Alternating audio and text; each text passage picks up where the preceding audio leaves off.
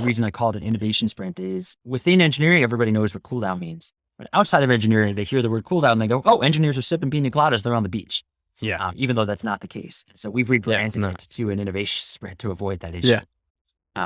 It's having that dedicated, Google used to do 20% time.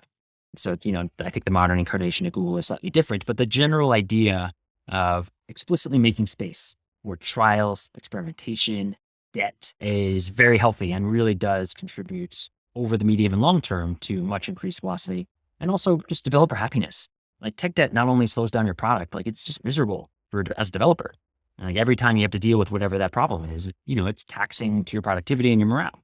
Is this a defining piece of the culture for you, for your engineering organizations, like the concept of making space for the cool down period, or how does that impact culture for you?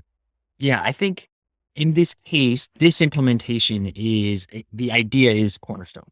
That the individual developer, maybe not every day, but there is a process and a space for, hey guys, we're using version 12 of React and they're on 18 now. And there's all of this stuff in between. And it's going to take me a couple of days to do that upgrade. When and where and how can I do that? Right? Like that has to be systematized. It can't just be one-offs because there's, hundreds of these kinds of conversations that need to happen and kinds of projects that people want to do. And over time, you'll suffer. Right? If you're still on React 12 in 2028, that's obviously a problem.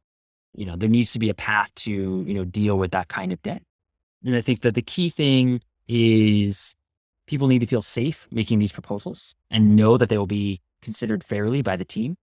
Myself, the way these things are done, innovation sprints are fairly relaxed. We call it choose your own adventure. Sometimes it's choose your own adventure from this list of adventures.